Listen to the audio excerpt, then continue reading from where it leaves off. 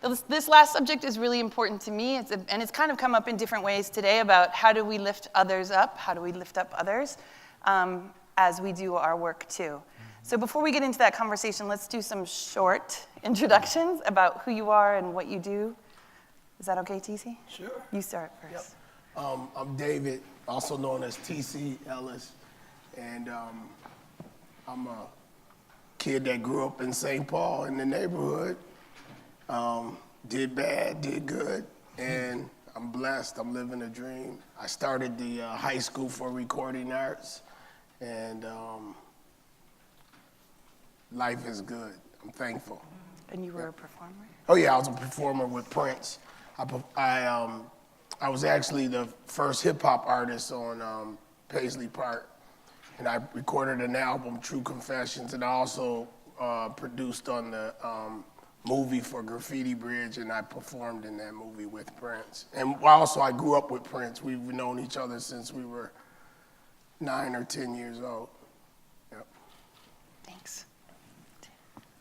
Hello, my name is Rozman-Clark, and I was born in Ljubljana at a time that was Yugoslavia. And we had war when I was 15, and I was very blessed to come to United States on a scholarship when I was 20. Spent a lot of time in the East Coast, New York, and eventually realized that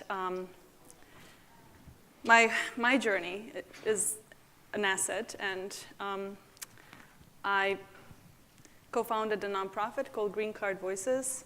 It's a social entrepreneurship, so we record stories of other immigrants and refugees, and we share them through short videos or books.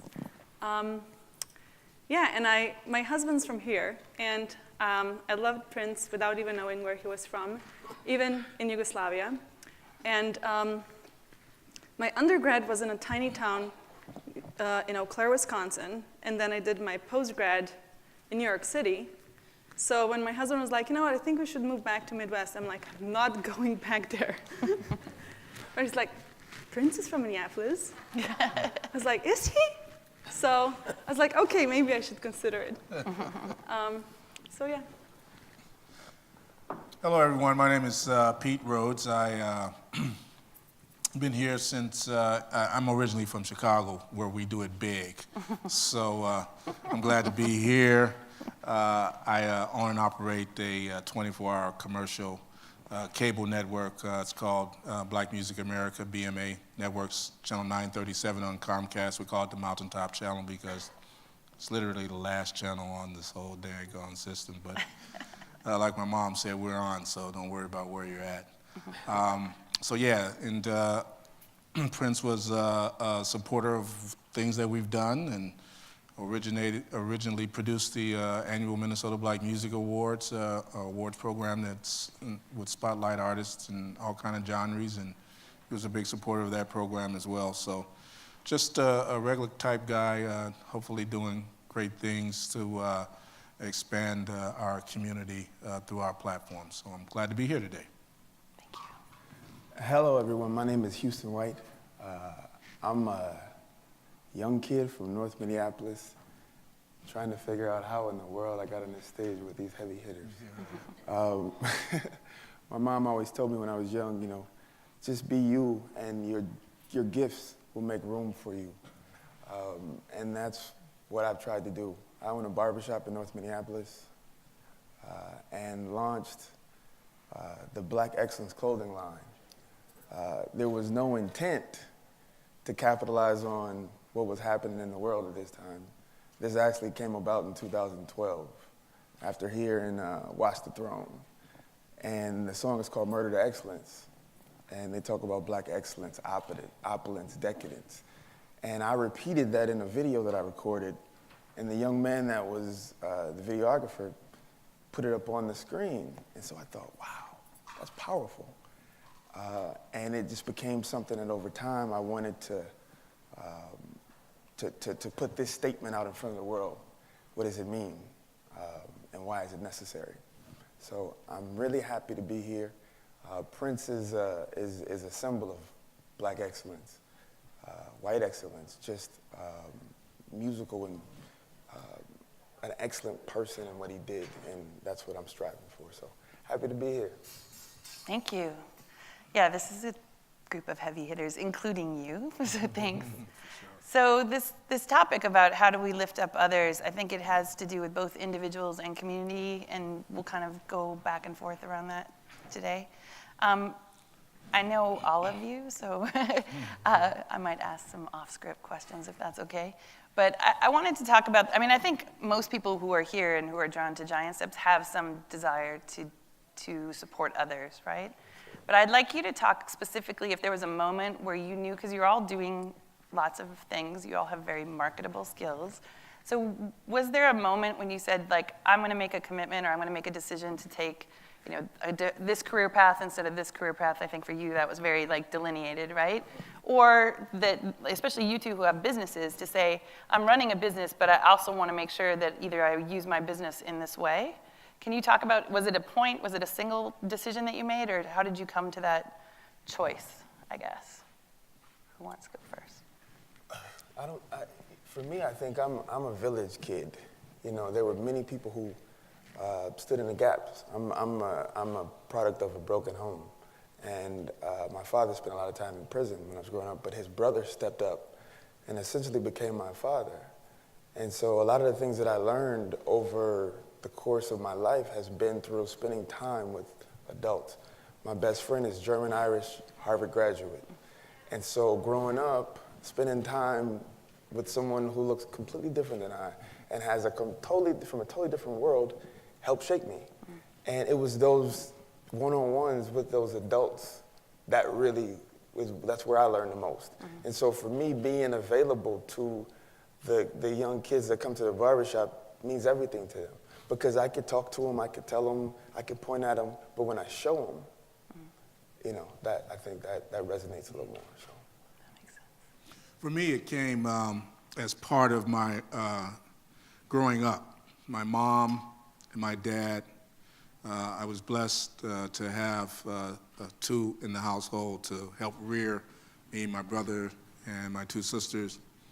And my father was always, even though he held down a career job as a butcher in the Chicago stockyards, my mother, as well, always worked as a manager of delicatessen stores and different things like that. So I was constantly working, and my father he was an entrepreneur.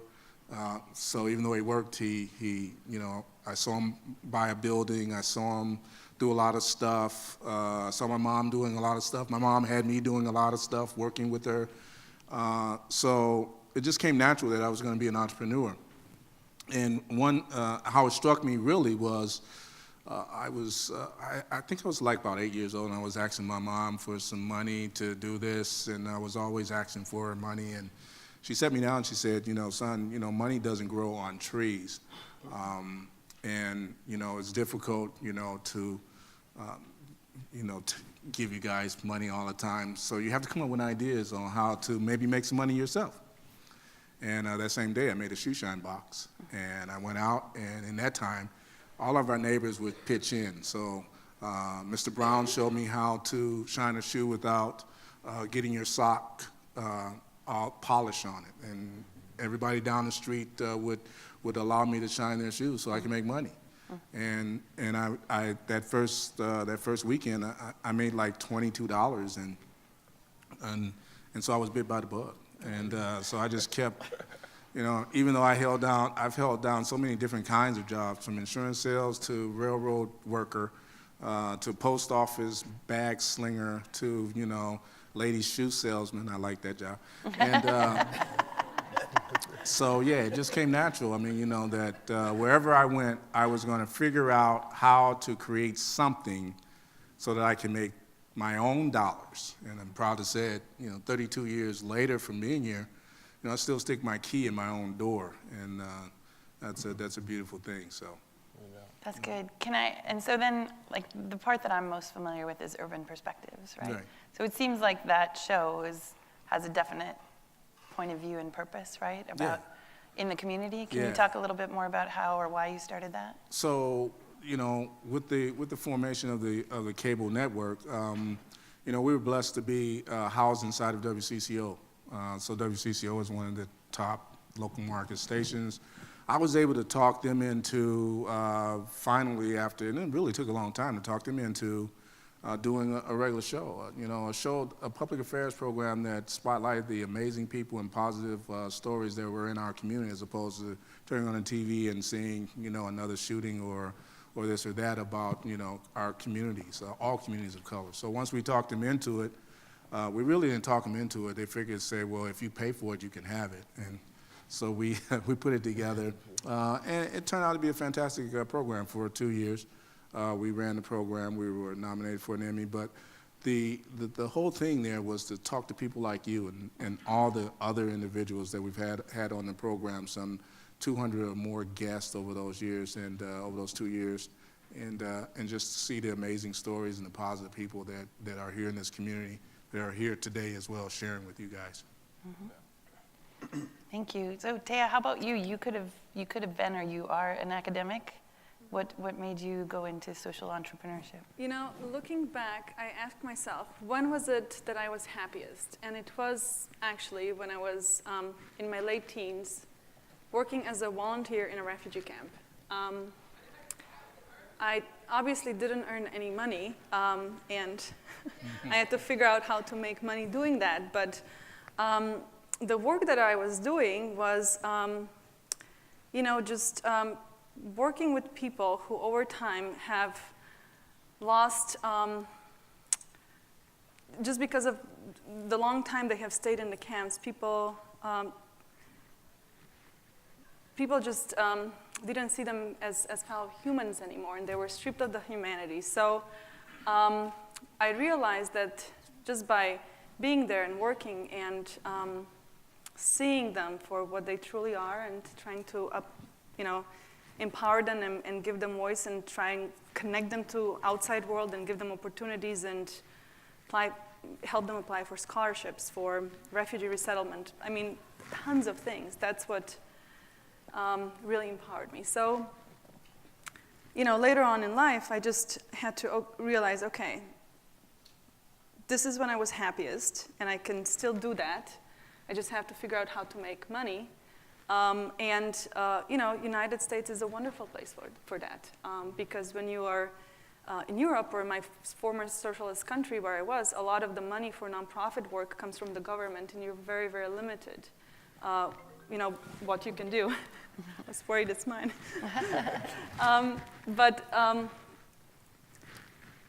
You know,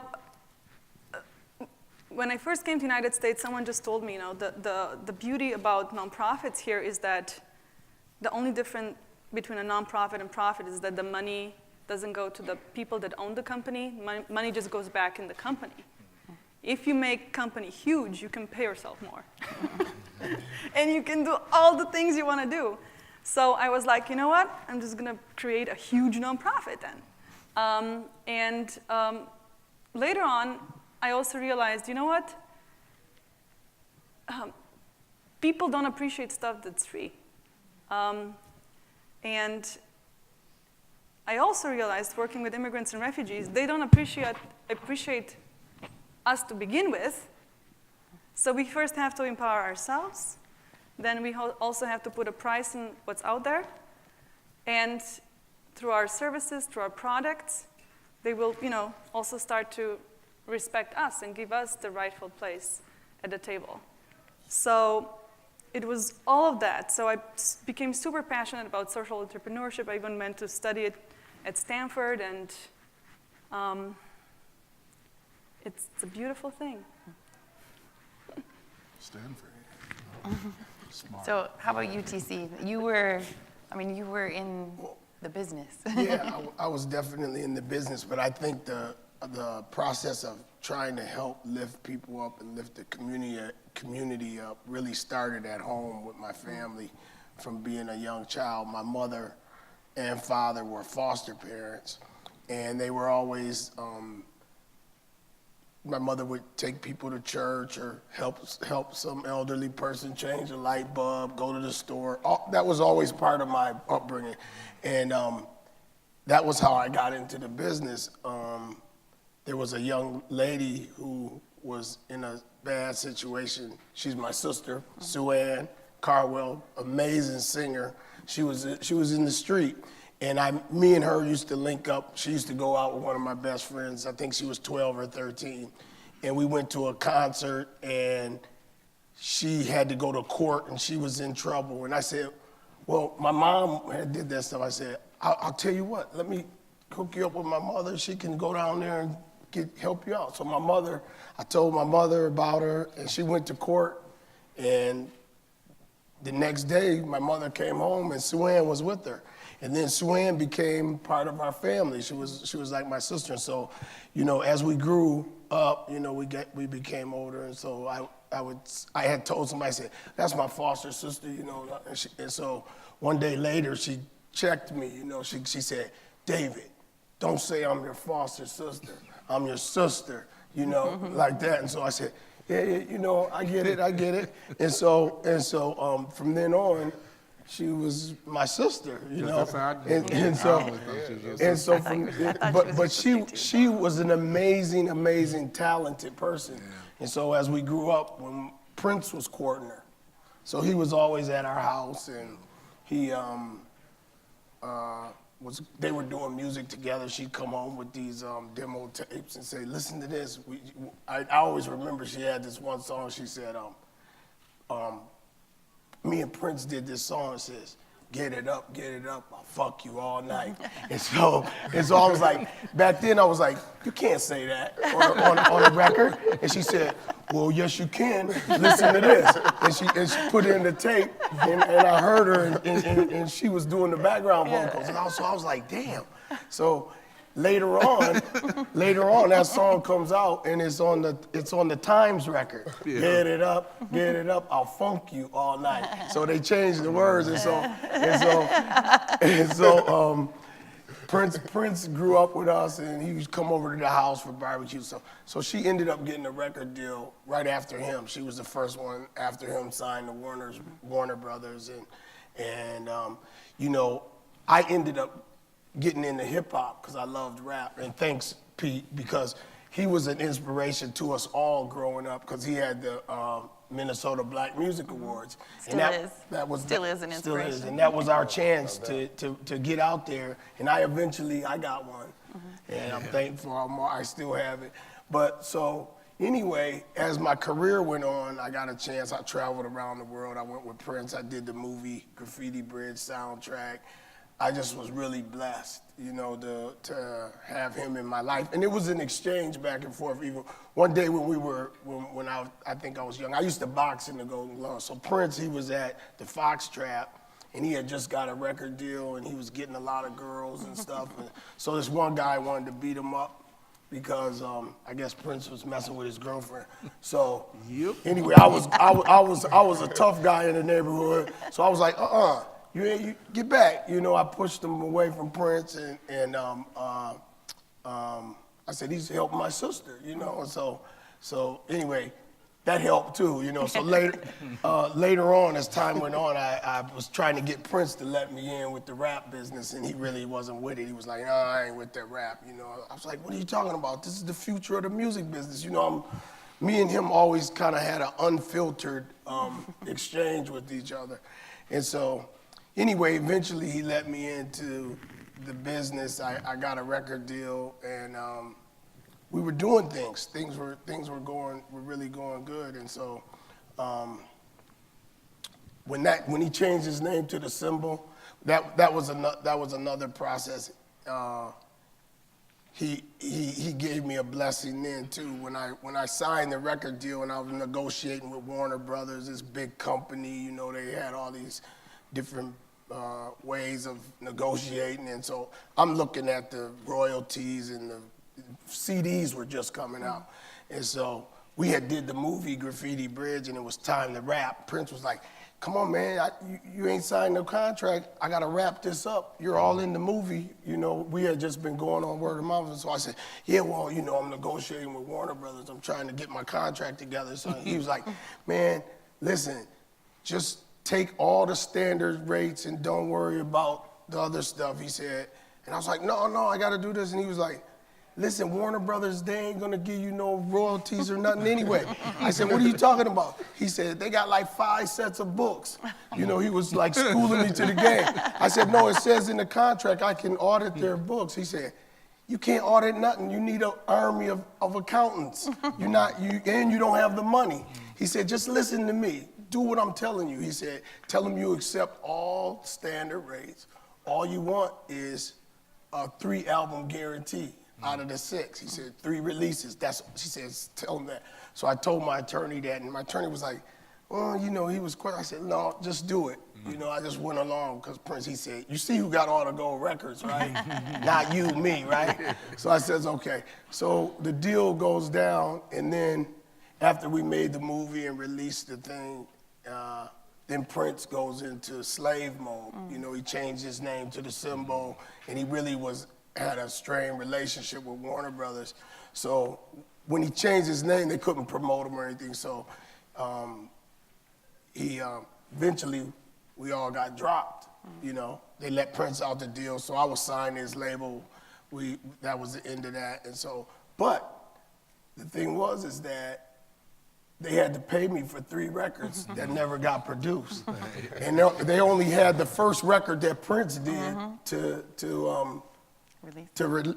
go by how much it would cost, and that was over $300,000. So they had to give me that 3 times. So then I opened a recording studio, my own studio downtown in St. Paul in the Skywalk, and that's where all the kids who were ditching school, they were all lingering around there, you know, rapping, had their pants hanging down. They wanted to get in the studio, and so I was like, no, you know, I'm busy. I was doing them like Prince was doing me. I got clients coming, you know, I didn't have time. So one day they caught me slipping and they said, see, you said you had a client at 2:30 and it's 3 o'clock. We could have made a hit. And so I let them in the studio. I took them in the studio and they blew me away. And I was just like amazed. And then they wanted to know everything I knew, how you copyright, how you publish, everything I knew about the music business. And so then the conversation went back and forth. They were like, I was like, why you guys ain't at school? And they were like, forget school. They don't want to go there. It's bad. They have a bad experience. And that was when the ideal came on. I saw a need in the community where these young people were really idle and not using their time, and they weren't earning a high school diploma. And that's where it all connected. And that's kind of where my life work really changed from the business to, okay, this is something that can make money, like she's saying, and it can lift up the community. Yeah, that's good. Yeah. And it's 20 years later? Yep. Which in charter school world is a lifetime. Yeah. Good stuff.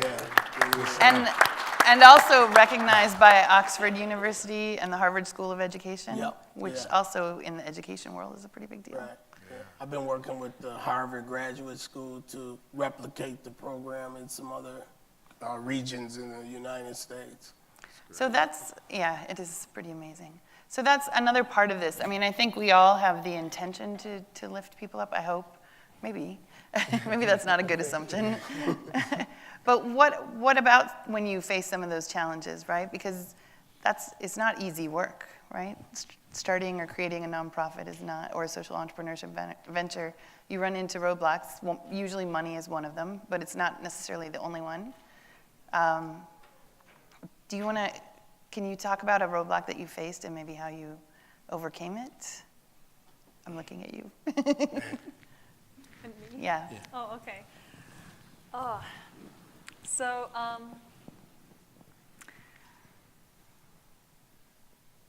you have to be just really 100% that what you are doing is really, really good. So whatever you're doing has to be of very high quality. And it has to fill a need. So if other people are doing it, there's going to be high competition. So I created an immigrant-led organization that shares voices of first-generation immigrants through books, videos, and various things. And no one else was doing that. In fact, when we published our first book, the publisher told us, apply to all the awards because the category nonfiction youth and in connection to immigration is non-existent. You're going to get all the awards. So, and after you filled that niche and you have to go in it with full force, like there's no plan B. With full force. And I came here at the age of 20. My English is never going to be perfect. If I say, okay, I'm going to write grants, that's probably not going to be successful because I'm just not that good at English. So I just started cultivating relationships, and but it wasn't like, oh, you know what, we have this great program, and I really think you should fund us. It was more like, you know what, become a part of our story.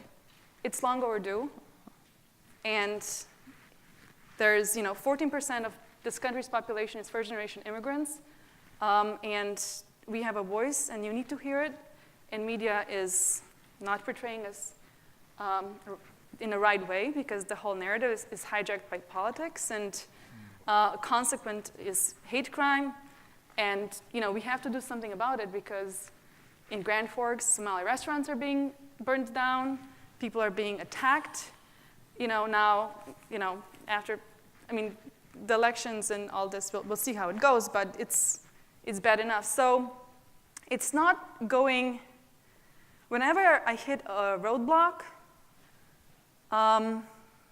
it just sort of makes me stronger. And if I hit a roadblock, I'm just, okay, it's a roadblock, there's probably a detour. So I'm just going that different way, and I just find people that are ready. Not everybody's ready. To fund us or start working with us. So I just find those that are and just take the detour. Yeah, I think I need to take some notes on that. That you need to be a part of our story. That's a good one. Well, yeah. That's good. As an entrepreneur, you have to learn how to get out of your own way. I think one of the greatest lessons I learned, I was building houses in 2004. And at that time, the macho. I want to be the plumber, the electrician, the drywall guy, the painter, which meant my client interaction wasn't that good.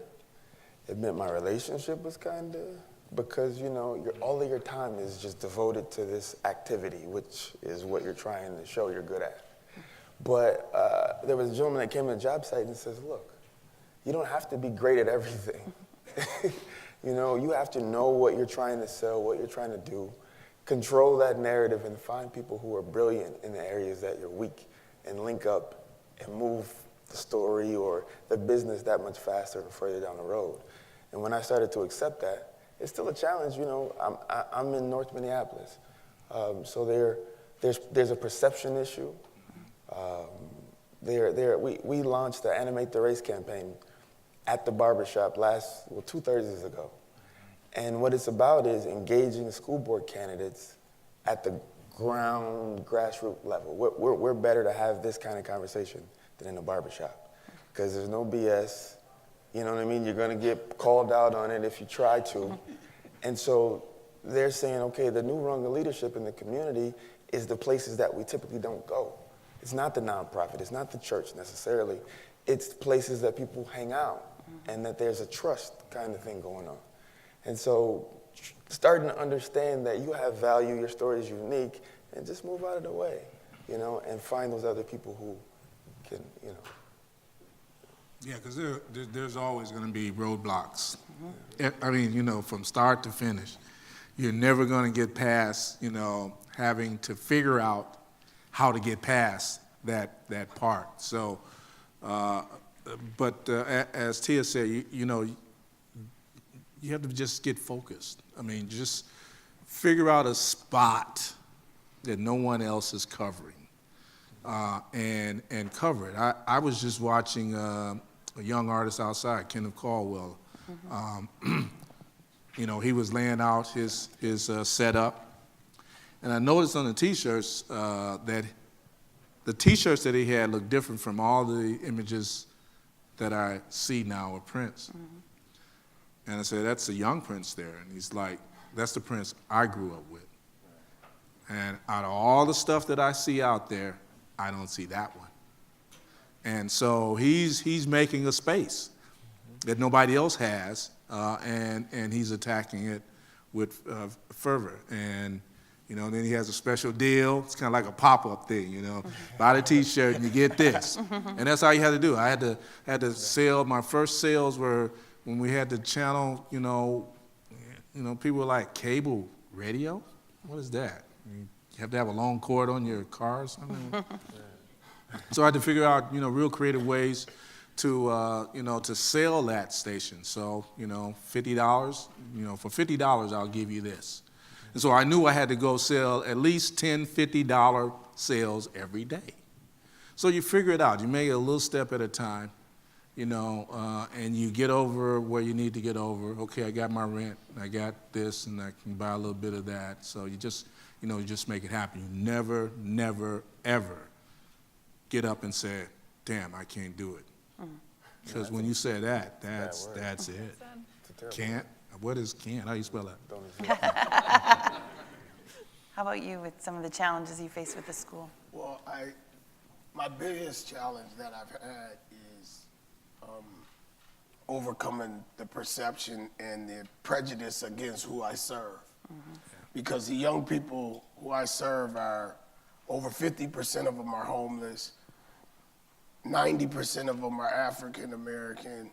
They're coming from chaotic family systems and communities, and they're in a situation of crisis. And you would think that would, give people some compassion and open the door for them, but it doesn't.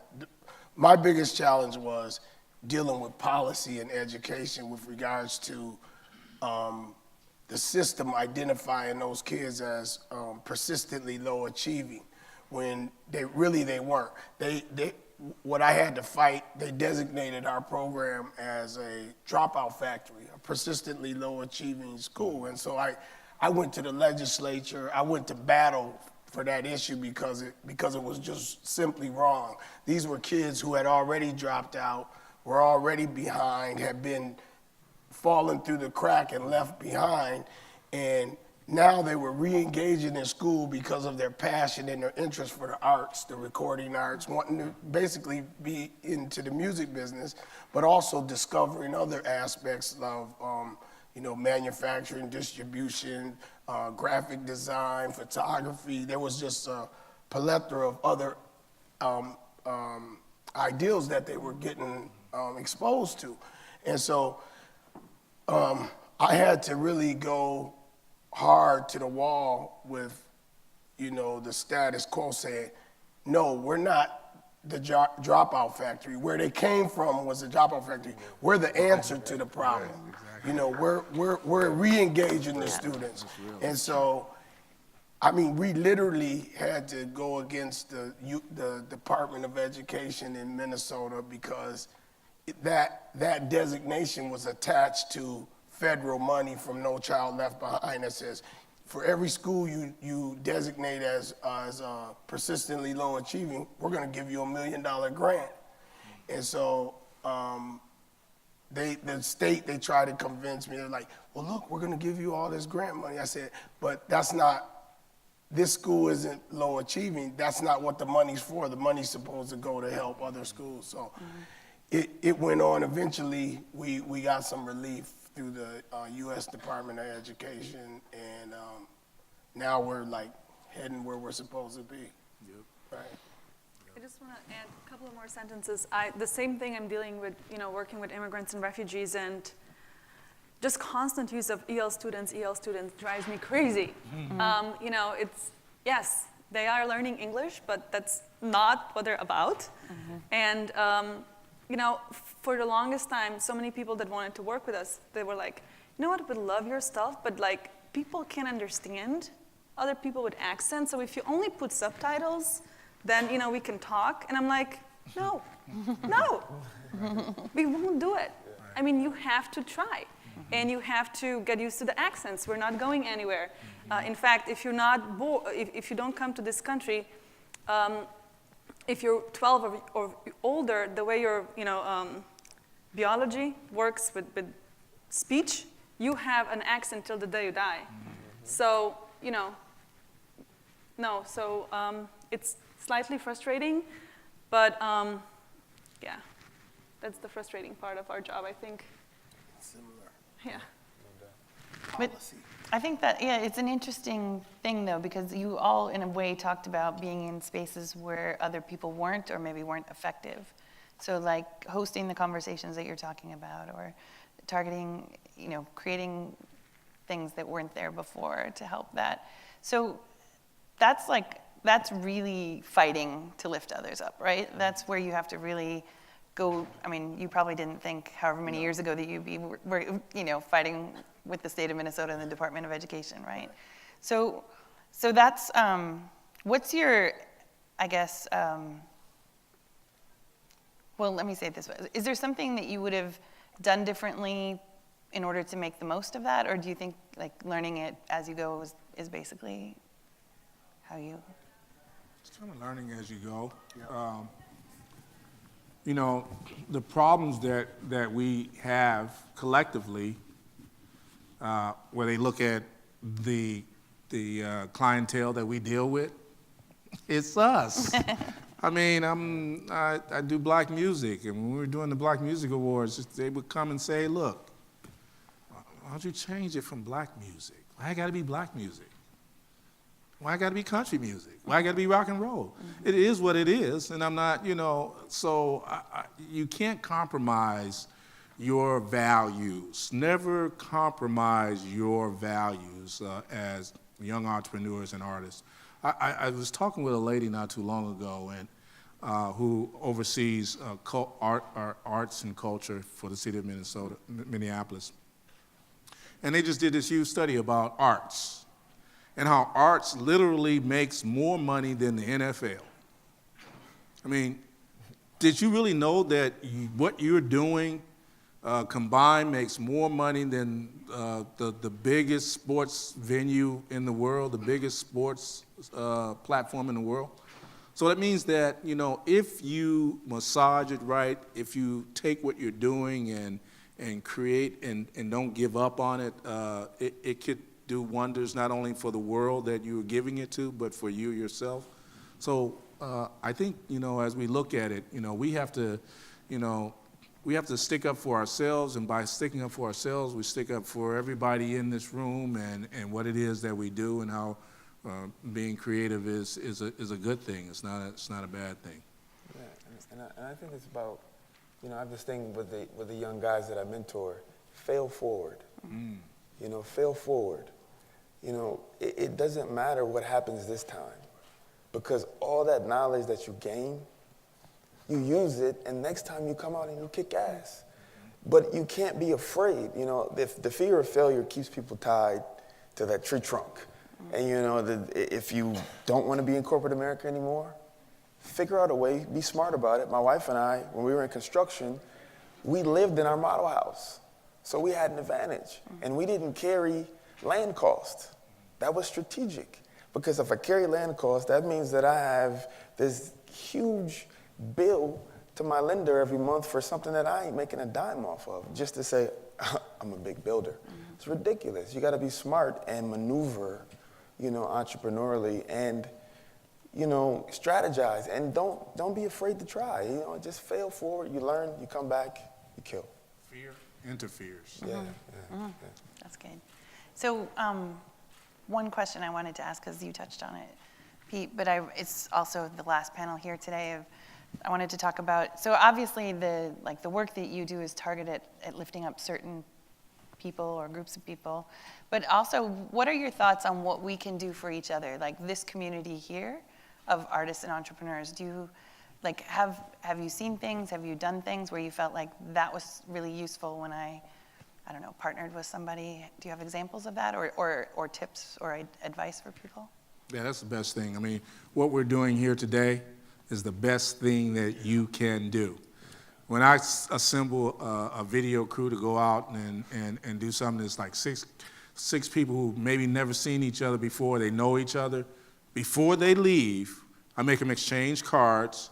because that is your connection then, you know. So she's a graphic designer, he's a sculptor. There's something that you can do together, if nothing else except for finding out where some grants are at, or banding together to do something specifically together. So it's about the P word, partnerships, and networking. That will take you a long way. And, you know, it's always good to have friends. You don't want to get old and have no friends.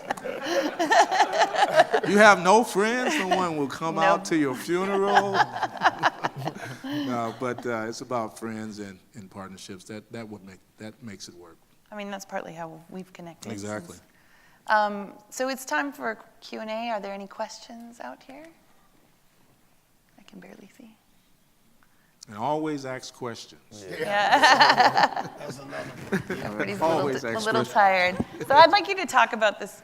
Oh, there is a question. Thanks. As an entrepreneur, how important is branding? And what are some different ways to kind of help expand your business and grow? Well, this is the new king of branding here. Black excellence. I mean, I thought it was just, I see it everywhere now, so tell them.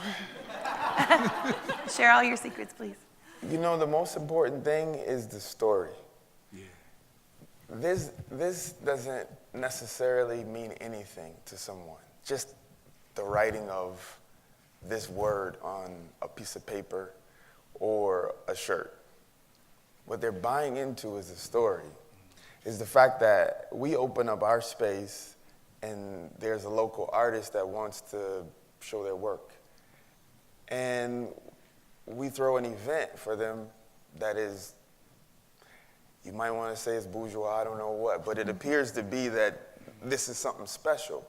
And so people start to buy into things that they feel that are valuable, and that there's a through line, as opposed to just, hey man, look, my donut. But if you put it in a real nice box, it could be the worst donut ever. And if the story is good, if the marketing is right, if the pictures are nice, you know what I mean? You really have to focus on the product being exceptional, but also how you're delineating, how you're getting that across to your potential consumer is vastly more important. The perception that a Mercedes is the best car ever has to do with how they present it, you know? So you can learn a lot from those folks. One of my best friends is he's a marketing exec at Target. And I like hanging with these folks because they talk and I just listen. And I apply it to my work. So it's extremely important. Other questions? I have one, if there isn't. I mean, while you think of your next question. Yeah. Actually, I also want to just Yep. answer that question. I love branding. Our logo's everywhere. People recognize us. But another thing, I got an advice early on, like, is use round numbers. So I don't know, when we published a book, Green Card Youth Voices, Immigration Stories from a Minneapolis high school, it was 30 books. Oh, excuse me, it was 30 stories. Or when we do campaigns, I was like telling our graphic designer, you know, exactly 100 days before the elections, we're launching, you know, this campaign, you know, 100 stories. So like, watch one story a day, you know, and then decide where you stand on immigration, you know, when election comes. So round numbers, and then I, you know, walking around and everyone's like, oh, I love your 100-day, you know, campaign, how smart. And we have these cute little things like, you know, an apple a day keeps a doctor away. Well, an immigrant story a day keeps prejudice away. So, you know, just use simple things that are very catchy in round numbers. That's good. I wanted to say something too with regards to branding, is like what his shirt is. For me, branding isn't as important as the excellence, because eventually over time, excellence will overtake whatever brand you have. So one of the things like with the school is I always try to put in the best. When our students come into the building and they come into cleanliness and they come into the best equipment and the best atmosphere, then whatever people say outside of that, when those kids go out and spread that word, then it eventually, the sustainability comes because they know that this is a great quality product. It's something that it's worthwhile, and then that it creates the brand really for me. I'm sure he'll give you a tour of that studio. It is tight. It's beautiful. I saw the new photos you put out on it. It's really tight. I'm coming. Yeah, I'm coming back. Come on. The whole building's beautiful, but the Yeah, studio it's is pretty nice. amazing. Hey guys. So this is actually, I'm going to start by directing the question at Pete because he's had a direct influence on my life for sure. And just the fact that when we did some work with Prince, he helped me get through this huge hump of imposter syndrome in a matter of about 20 minutes, which I really didn't have a choice, to get through it. So I'm wondering, depending on, it doesn't really matter the age, because I feel like people have imposter syndrome no matter where they are, especially as artists, because we're constantly questioning and, the tortured souls that we are. What specific ways have you helped people through their imposter syndrome when they are just so stuck inside themselves? What specific things have you done? Yeah, you just believe in them, like I believed in you. I mean, you know how it worked that night. We were talking back and forth all day. I mean, he couldn't make up his mind whether he wanted us to bring cameras out to his place and film, and he was going through it. So we were like on hold, but I knew that you could make it happen because people said that you can make it happen, and I had seen that you can make it happen. So it may not have been how you felt, but I put my faith in you, and that's another thing. I mean, don't be afraid, like you said up here earlier, to put your faith in someone else. You see that they have capabilities. I mean, it took me a long time when I first started out. I wanted to micromanage everything. But people have skills to do what they do with you. Otherwise, they wouldn't even be in the scene. So, I mean, you know what he wanted that night? He wanted a steady cam. A steady cam costs a lot of money, right? You got the steady cam. So we did the deal. So, I mean, it's just about believing in someone else and the ability that they can do it and trusting that they can do it too, because everybody brings something to the table. You just got to be willing to deal with it. And it takes a long time to learn. I'm talking with a guy today. I want to work with him. He's so boisterous. He's like Donald Trump. He talks so much about himself, And I'm sitting there listening to him, and I'm thinking, on this side, I don't got to deal with this. But on this side, I was like, he is really like that. So let's get past your, bossness and deal with it, and we're going to have a beautiful thing together. So it's just working it out. Trust. I still trust you. I would like to comment on that imposter syndrome too, and it's come up in other years here as well because it is here, right? So I think maybe linking back to this morning when we talked about being generous, I think what Pete was just talking about is really important, and if you allow me to insert my own opinion into this conversation, but I think one way to combat imposter syndrome is to do that for other people, right? So first it's like, I see you, and second it's like, you're amazing, right? And so the more we do that, especially here amongst this group, we can do that easily. It becomes less of a big deal in your own head, right? So I think that's another piece of that we can get together. Okay, so we're getting the sign for the last sign. So we've ended every conversation today by asking folks, what's one way that Prince impacted or influenced your life, either directly or indirectly? Who wants to start? Yeah, I'll go first. For me, I think Prince, he embodies authenticity. He's authentically who he is. And it goes back to, when I was growing up, they're telling me, no one can beat you being you.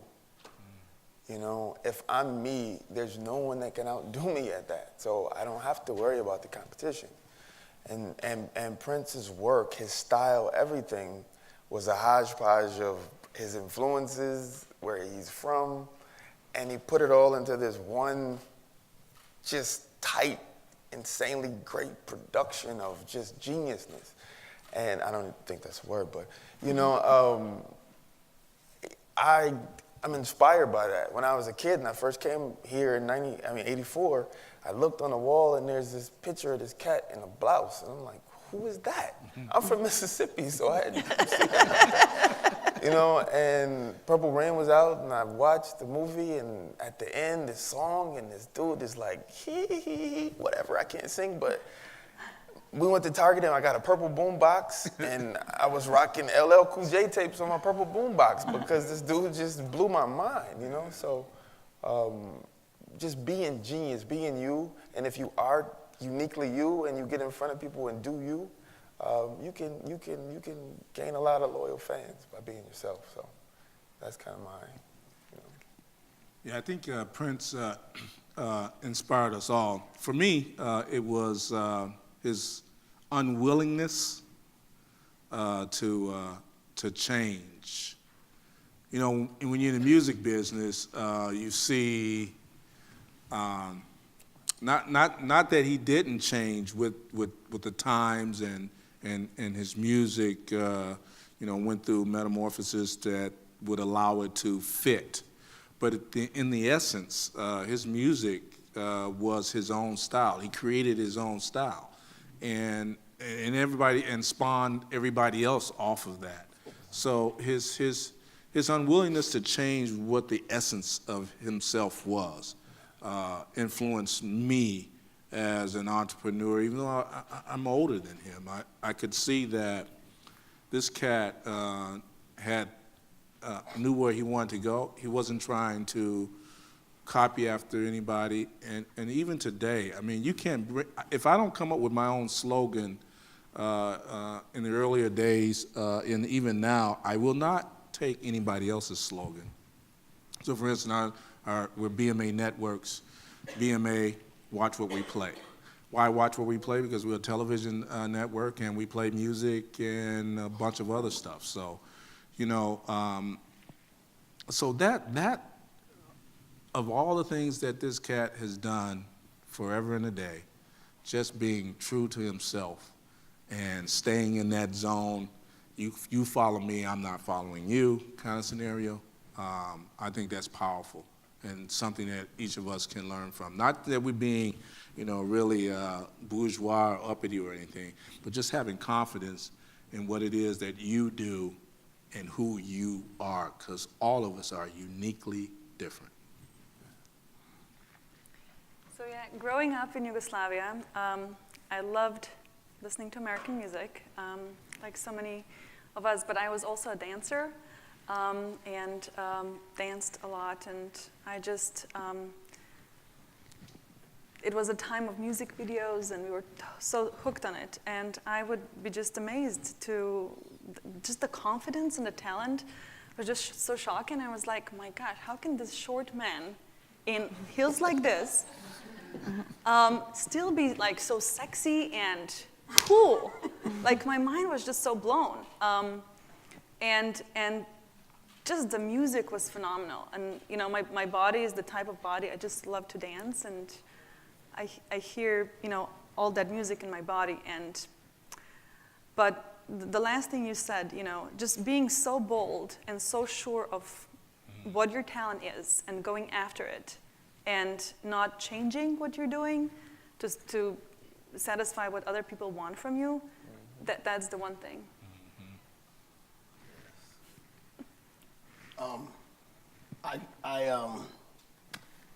I guess I just want to make mine was the gift that Prince gave me. Like you said, he evolved all this music scene. And so I got a little story that'll take you back to the early days of Prince and Soft and Wet. See, Prince and I was pretty good friends. We used to ride around in his Datsun 210. Prince and Andre Simone were the tightest of all when they played in Grand Central and the Nicollet Mall. Prince proved music was an art, as song after song started topping the chart. He helped out friends he knew along the way. He produced The Time, yes, Morris Day.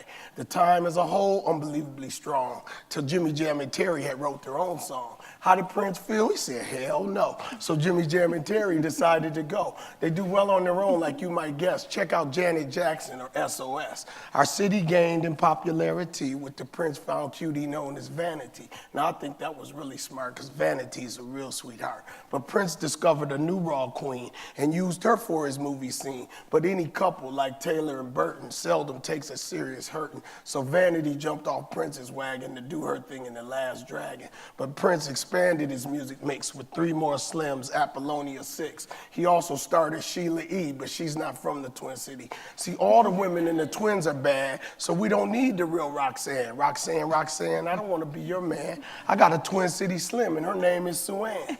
Hey, don't get mad, don't get me wrong, because Jesse Johnson sang that song. I wanna be your man, baby. Oh, oh, oh. Well, the time still kicked, by the way, until the departure of Morris Day. Morris Day liked to act a fool. Morris Day was the champ of cool. Loaded with talent, and that's a fact. He wouldn't have been signing all the movie contracts.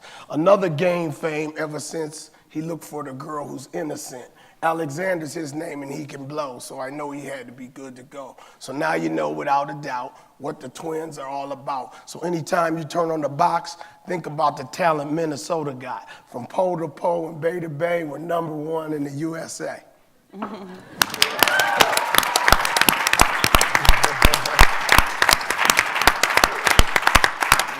sir. And that is copywritten. Yeah, and I was going to get through this whole thing without crying. So we're going to wrap. I guess for me, you have some of my words about Prince, but I think for me, I mean, I was really lucky in a lot of ways, but the 2 things, I think starting when I was young, about 10 with Andre, we knew each other then. It was freedom, and what that freedom meant changed over time. So first it was the ability to lose myself in music, like a couple other people talked about earlier today. Like the music just overwhelmed me, and it was a way to do that. But then this idea of challenging assumptions about who can do what, about where you can do what, right? Because coming from here, and I went to school on the East Coast when I was 17, and got a lot of pushback, right, about what is Minnesota, where's Minneapolis, what's going on? So in addition to having Prince at least as one cool example to hold up, it was also, being able to understand that, like, it doesn't matter. Like, if you don't see it, but it doesn't matter, like, we can be from anywhere. And of course, those of us who are from here have a tie here, but I think that idea that you can be from anywhere and do that, and you can do your own thing, and you can love music more than anything. And so that, for me, is part of how he impacted me. Thank you, all of you, for making it through this conversation. Let's give these guys a hand.